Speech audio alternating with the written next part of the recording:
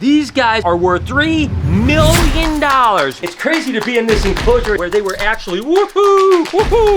Wait, oh, back in the back. Oh, you got the little fuzzy again.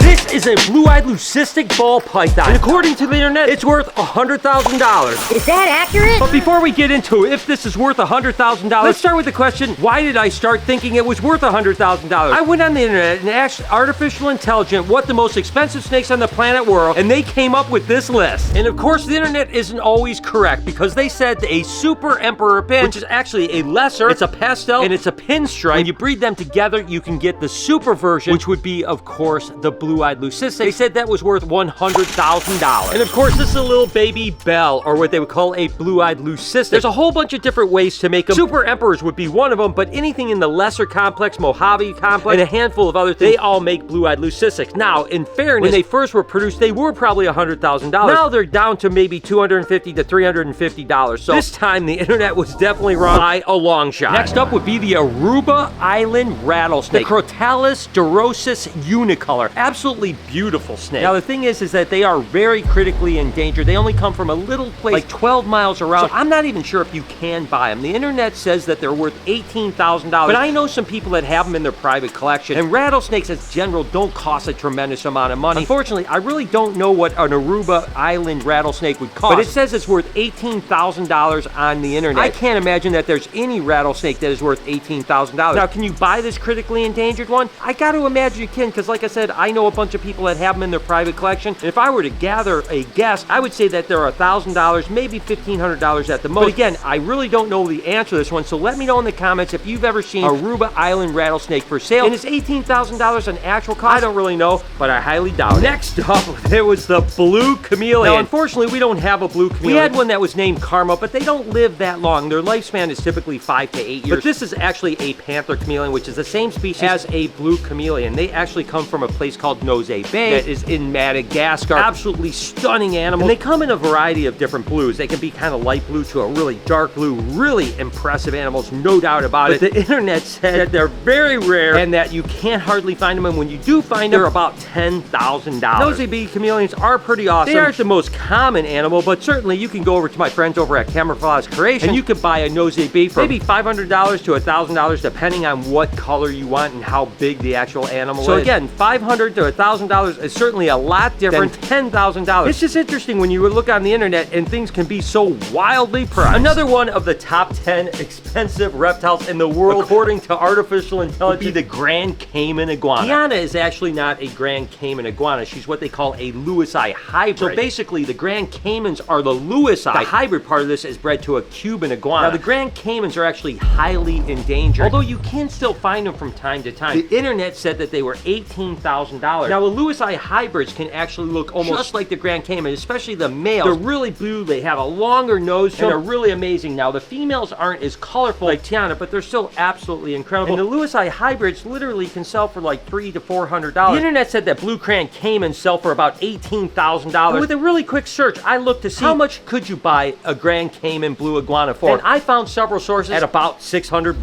I absolutely love this next one that's on the list because I love the animal itself, and that would be the albino Burmese python. Said specifically that these are a luxury pet, and they can cost from $20,000 all the way up to $50,000. Let's go ahead and break things down a little bit to begin with. The first albino Burmese python that came out of Asia was actually sold to Tom Crutchfield that ultimately ended up selling it to Bob Clark. And the albino Burmese was actually produced for the first time in the late 80s. Now, they were selling for $1,600 a piece at that point, and I'm assuming Bob Clark did probably pay somewhere between $30,000 and $50,000 for that original animal. But when he produced them, again, they only sold for $1,600. Over time, they actually got relatively inexpensive, and sometimes you could find albino Burmese for as low as $75 or $85. Now, there's been a resurgence over the last couple years in Burmese pythons and even reticulated pythons. I think now albino Burmese pythons are about $250 to $300 for babies, and they are absolutely incredible, but hey, that's a long way off from that luxury pet of $20,000 to $50,000. Continuing down that list of the top 10 most expensive reptiles on the planet, this one would actually be the Woma python. Now, the Woma pythons are actually native to Australia, and for those of you guys that don't know, Australia, you're not allowed to actually export animals out. So if they're in the country prior to that law, which I think was in the mid-1970s, they're here, much like many of the Australian animals are here now. The first person that actually introduced them to sell them into this country was actually Don Hamper, and that was in the early early 1990s. I actually bought a pair of them from him for $15,000. Now Woma pythons are relatively produced and are typically about $1,000 roughly in that range. In Australia, they're probably much cheaper, probably in the $200 to $300 range. But the internet says that these guys can sell for up to $80,000. That's right, $80,000 for a Woma python. Like I said, they're probably maybe in the $1,000 price range. And even at the highest peak when they were originally sold here in America, they were only sold for $7,500 a piece. Like I said, I bought a pair for $15,000. Paris is actually a tegu from Argentina, but next on the list is actually a gold tegu. They range in South America and are the largest lizard species down in South America. The Argentinian ones are typically really cool and docile. There's black and whites, there's reds, there's blue tegus, all absolutely amazing, just like Terrans. But they actually come from another place, which is Colombia, and that's where there are black and white Colombian tegus, and there's also the golden tegu of Colombia. Ones from Colombia typically aren't quite as docile as these guys are. They're still really cool, but according to the internet, these guys are worth $180,000. I just really got a lot more wealthy because these animals are worth a lot more than I expected. Unfortunately, I went online, looked up and said, hey, how much does a gold tegu cost from Colombia? I found it for $80. I never knew I was holding such an expensive lizard. That's right, according to AI, these Chinese cave geckos can cost up to $150,000 a piece, meaning that they're one of the most expensive lizards on the entire planet. $150,000 in my hand.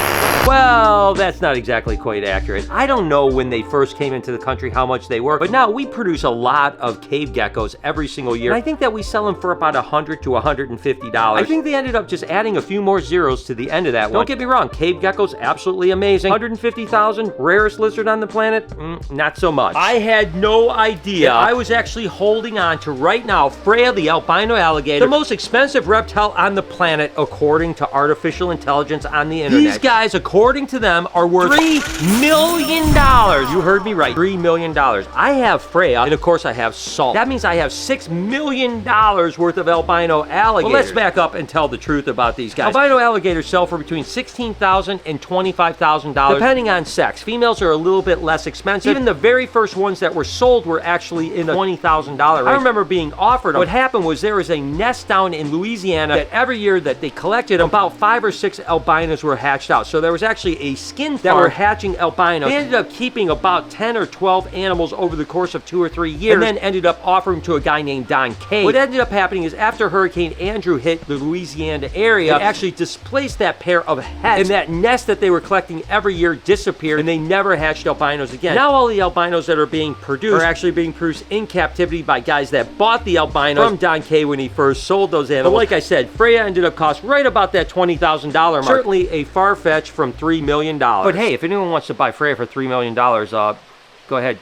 email me. Now, when it comes to snakes that are actually expensive, there's two really different things. There's actually the rarity of the snake itself, like this Boelen's python from Papua New Guinea, that can literally cost up to $10,000+. And then there's, of course, mutations of snakes that are very expensive as well. But there's no doubt that the Boelen's python should be on that list of some of the most expensive snakes, because when it comes to actual snakes that are not mutations, there's definitely not many more snakes more expensive than the Boelen's python. Now, on the mutation side, certainly snakes can end up costing tens of thousands of dollars. Take Neo here, the pied motley golden child reticulated python. I mean, it's $6,500 as a baby. So there's no doubt that there's expensive snakes, more so on the mutation side, on the locality side or species side. But I'm curious to you guys, put down in the comments what snake or reptile in general you think are some of the most expensive ones on the planet. You know, I would certainly think Komodo dragon would be right up there. I can think of a bunch of different ones, and I'm really curious to see what your thoughts are on the most expensive animals. While you're down there, can you hit that subscription button as well as hit the like button? It always helps the video. It's crazy to be in this enclosure and have actually Juliet and Lucy in the same enclosure. They seem to be getting along really good. Size of reptiles can actually cause a difference of price too. When it comes to reticulated pythons,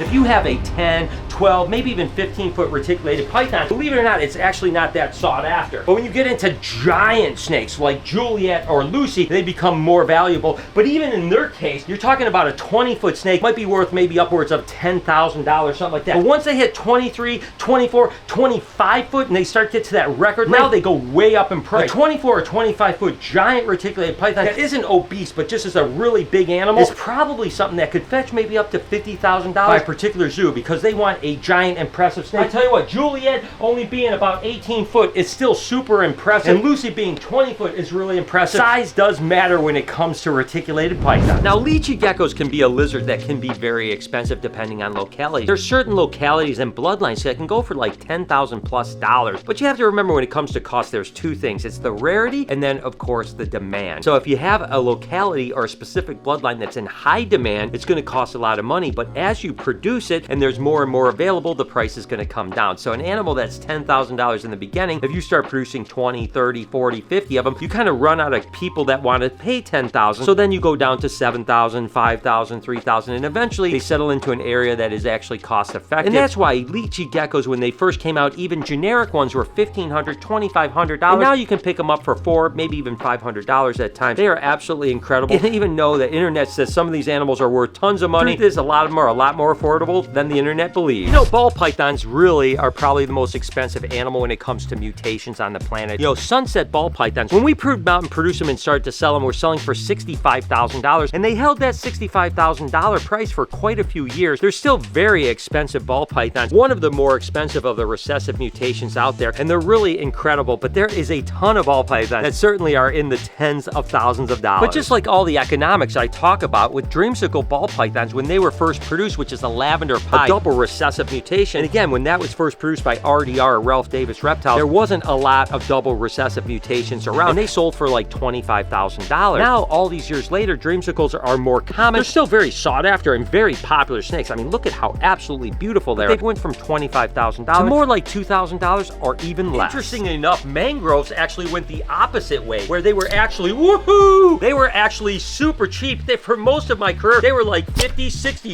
$75. Now they're in such high demand that you can get up to $500, $600 for one little baby mangrove snake. People love these guys, and this little monkey is fired up. It's okay, buddy. Woohoo! Hey, what, work with these guys is always a lot of fun, but it's interesting that these guys actually really went way, oh! Give it back, give it back. Oh, he got the little fuzzy again. These guys went up way up in price because the demand increased so exponentially. Sanzinia madagascariensis, or the Madagascan tree boa. These guys are another one of those locality animals or species animals. This particular one is from the western part of Madagascar, and these guys are rare just because there's not a lot of them being bred. They're kind of difficult to breed. For whatever reason, people aren't having a lot of success with breeding them. There are a handful of people each year produce them. Obviously, we ended up getting a pair a couple years ago, and we absolutely love them, but they stayed up in value because there's not a lot available and they are in high demand. A Sanzinia like this is at least $2,500, can sometimes sell for up to $5,000. This is Goldie, the albino tegu. Love this animal. And when Ron St. Pierre produced the first albino blue tegus, they were like $15,000 because they were so rare and people loved them so much. Now they've become produced in pretty high quantities and they've come down in value a tremendous amount. Again, it's all about supply and demand, and these animals are amazing. It's hard to talk about dollar amounts when it comes to these animals, because the truth is, no matter what they cost, I don't really care. I love them to death, and to me, this animal is completely priceless. I think we've learned two things today. Number one, that the internet isn't always right, and the fact is some reptiles can be pretty expensive. But the fact is, most reptiles just make absolutely great pets.